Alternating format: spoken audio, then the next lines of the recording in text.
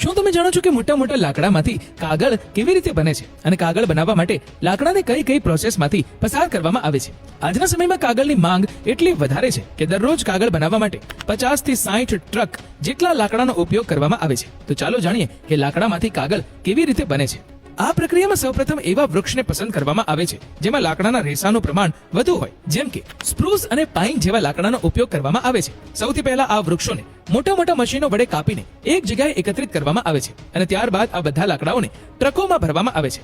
મિત્રો, તમને જણાવી દઈએ કે આ ખાલી એક ટ્રક ભરાય એટલા લાકડા નહીં, પરંતુ 50 થી 60 ટ્રક ભરાય એટલા લાકડા હોય છે. ત્યારબાદ આ તમામ ટ્રકોને કાગળ બનાવવાની ફેક્ટરીમાં લઈ જવામાં આવે છે. ત્યારબાદ બધા લાકડાને ટ્રકમાંથી ઉતારવામાં આવે છે. અહીં પહેલા મશીનથી લાકડાની છાલ ઉતારવામાં આવે છે. આ પછી લાકડાના આ મોટા ટુકડાઓને ક્રશર મશીનમાં નાખવામાં આવે છે. આ મશીન મોટા મોટા લાકડાને નાના નાના ટુકડામાં પરિવર્તિત કરી નાખે છે.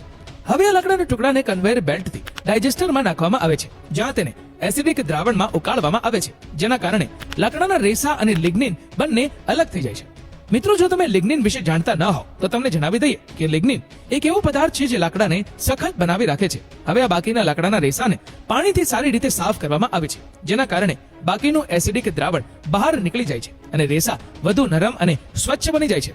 પરંતુ તે હજી પણ એટલા સ્વચ્છ અને સાફ નથી હોતા કે તેમાંથી કાગળ બનાવી શકાય. તેથી રેસાનું ઓક્સિજન અને પેરોક્સાઇડની મદદથી ક્લોરીન ફ્રી બ્લીચિંગ કરવામાં આવે છે, જેના કારણે તે વધુ ચમકદાર અને સ્વચ્છ બને છે.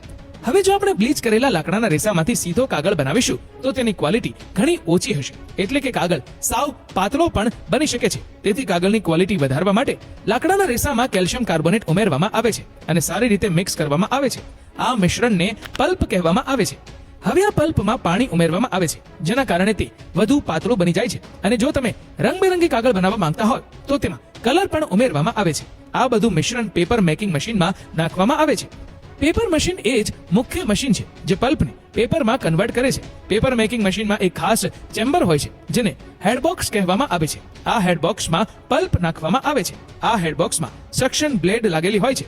ત્યારબાદ પલ્પને પ્રેશર સાથે રોલરમાં નાખવામાં આવે છે. ત્યારબાદ ઘણા બધા રોલરોમાંથી પલ્પને પસાર કરવામાં આવે છે, જેના કારણે ધીમે ધીમે પલ્પમાંથી પાણી બહાર નીકળી જાય છે અને કાગળ બનતો જાય છે. હવે અંતે તેને ગરમ ચેમ્બરમાંથી પસાર કરવામાં આવે છે, જેના કારણે કાગળમાંથી થોડું ઘણું બાકી બચેલું પાણી બહાર નીકળી જાય છે અને આપણને કોરો સૂકો કાગળ મળે છે. અને પછી આ કાગળનો રોલ બનાવવામાં આવે છે અને આવા એક નહીં પણ લાખો કાગળના રોલ બનાવવામાં આવે છે. પછી આ મોટા રોલમાંથી નાના નાના રોલ બનાવવામાં આવે છે અને પછી તેને પેક કરીને માર્કેટમાં મોકલવામાં આવે છે.